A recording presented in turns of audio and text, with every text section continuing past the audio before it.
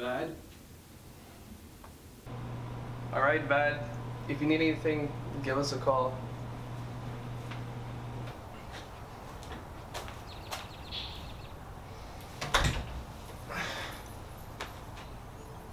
Is he gonna be okay? No. I seriously doubt he'll ever be the same again.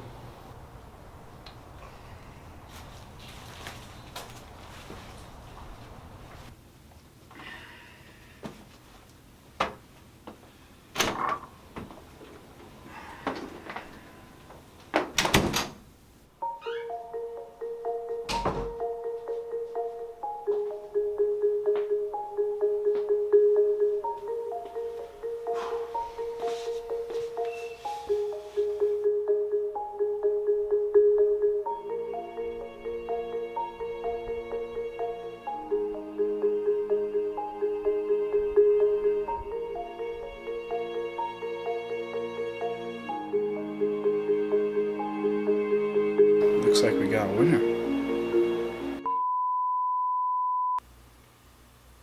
Hey everybody, welcome back to the show. This is your sci-fi loving host Mad-Vad here, and today I got some good news regarding the show for once. I'm back in charge.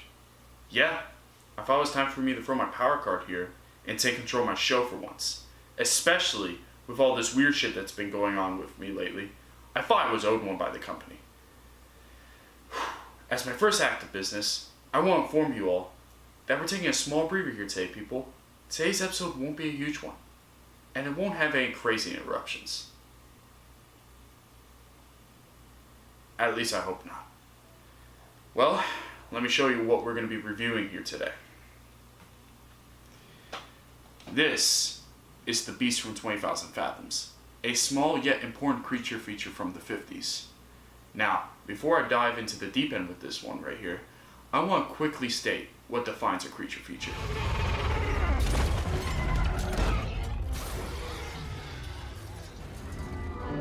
You gotta love monsters.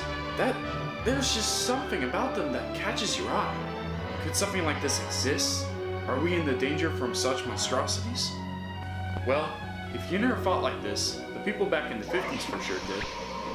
Like I've said in my previous reviews, the public were in hysteria after World War II. Bombs had now the power to wipe out entire cities, and no one knew the effects in which this would have on the world. So imaginations ran wild in Hollywood. Aliens, scientific deformities, and giant monsters became the new horror craze. Now, monsters weren't anything new. Creature features, as they are called, have been around for some time.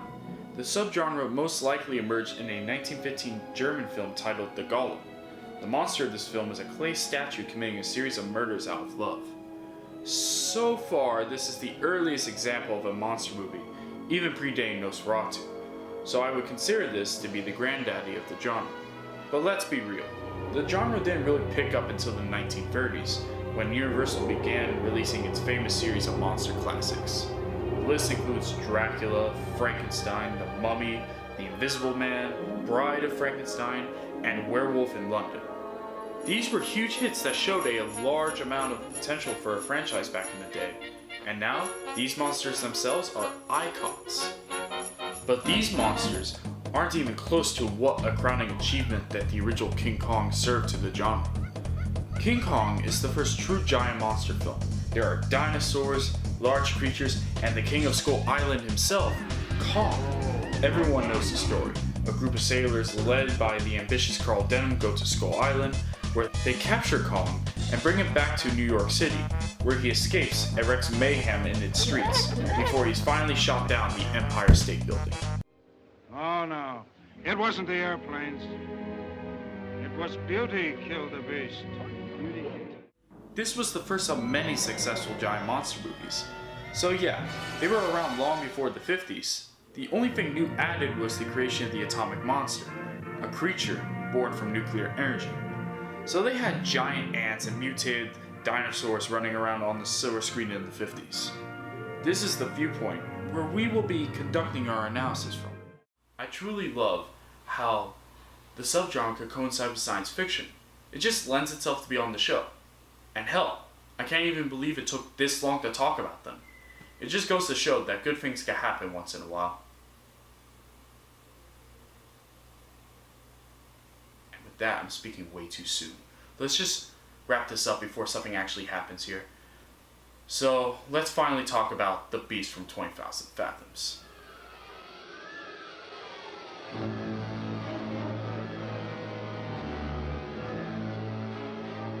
Based on a short story titled The Foghorn, written by Ray Bradbury, The Beast from 20,000 Fathoms was first released in 1953 and was directed by French filmmaker Eugene Leray. It is considered one of the very first atomic monster features. The pacing and the story presented helped create a formula that would be used throughout other films in the subgenre. The movie's narrative begins in the Arctic as a group of American scientists conduct a series of nuclear tests ridiculously dubbed Operation Experiment. Of course, a domino effect happens which results in the awakening of a prehistoric creature named the Rhedosaurus.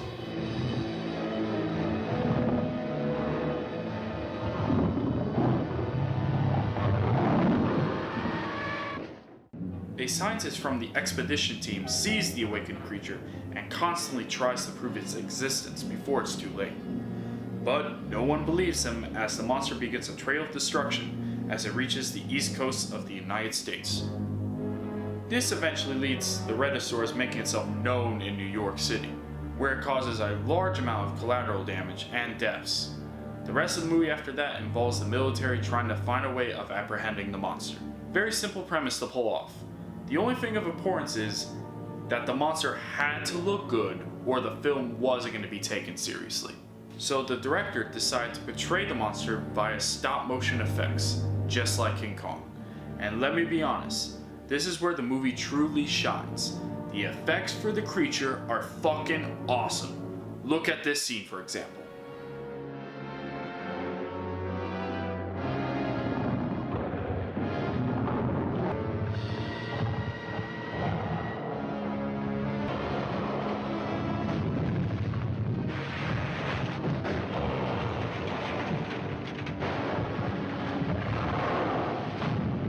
By legendary visual effects man Ray Harryhausen, the Rhedosaurus offered an opportunity on a feature film that he had never had before.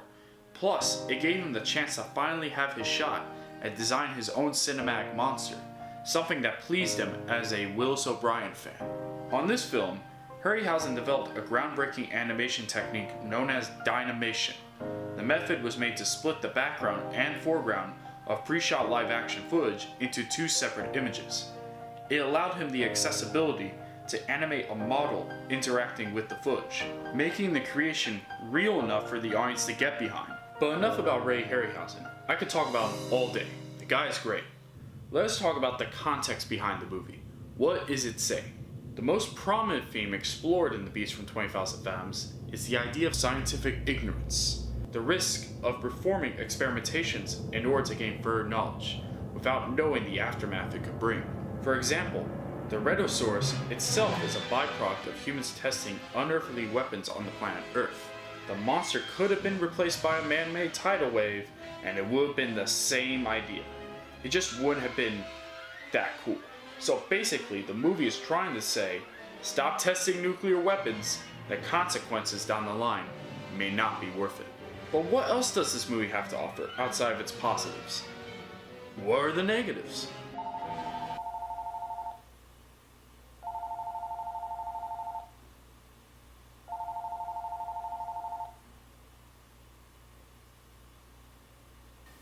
Now back to what I was saying before I was rudely...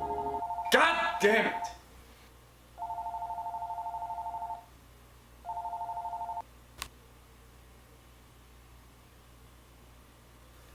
Hello? Hola, am I speaking to Senor Vad? Who is this? How are you doing, sir? My name is Pedro. I'm calling you to see if you're interested in... Okay, pal. You can suck it along with anything you're trying to sell me.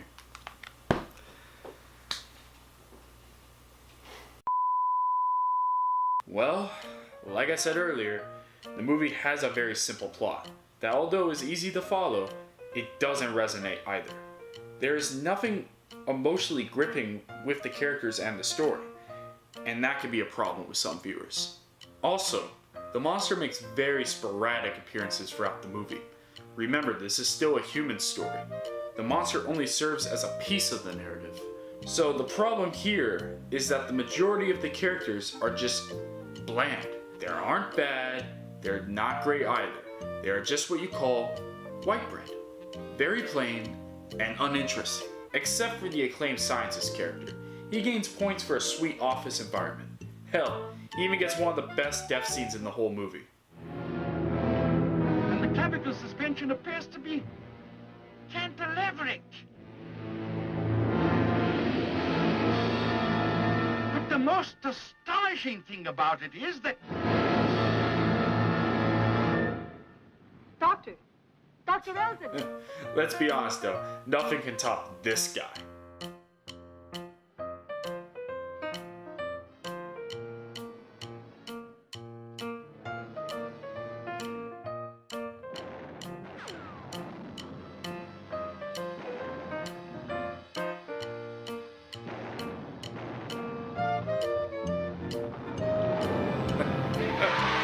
Oh, what a fucking champ. But for me, the negatives aren't really that big of a problem.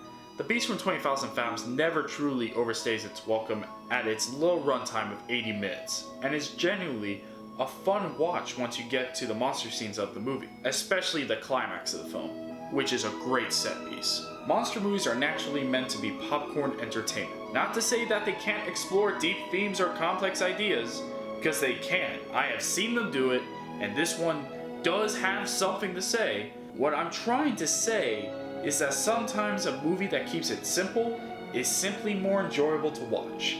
And this is a movie that definitely falls in that category. So if you're a monster fanatic, love stop motion, interested in the history of film, or you're just looking for some cheap laughs, I would gladly recommend this movie to you all out there. It's very short, yet very important at the same time. True, he isn't as recognized as King Kong or Godzilla, but the Beast made an impact in his own very unique way.